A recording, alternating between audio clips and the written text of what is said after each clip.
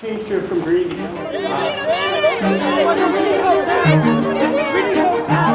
These events are chaotic. Okay, Dad. Dad, it's okay. They can be emotional, they can be kind of scary.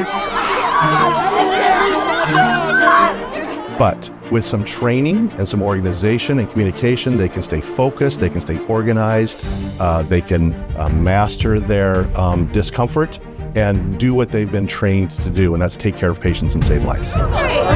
How long have your hands felt numb?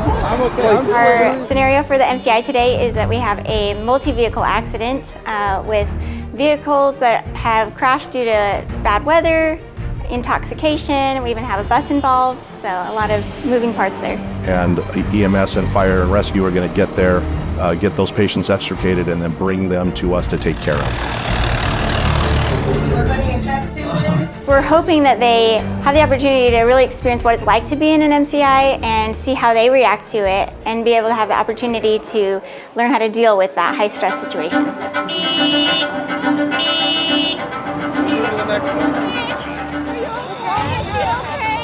My goal is really to make sure that the patients look realistic. It's sometimes hard to bridge the gap between simulation and reality, and if you can't buy into it, it's not going to be as effective because you're not going to feel that stress, you're not going to feel that pressure.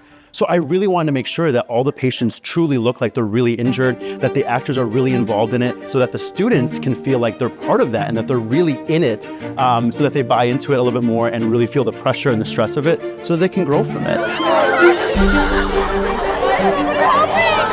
It's really important, I think, to have, all the moulage look as realistic as possible because that really puts people in the experience. Where am I? He's really confused right now. You're right. One of the things that's really cool about this is that it is student organized, planned, and driven, which means not only do they get the experience of participating in MCI, because other schools do that, but they get the experience of planning and organizing and have taken the leadership role. So that is really a neat thing that they get to do. Every doctor at some point in their career is going to have to participate in an MCI, whether it's an airplane crash, a multi-vehicle accident, or a pandemic like COVID. So at some point you're going to have to learn how to deal with that.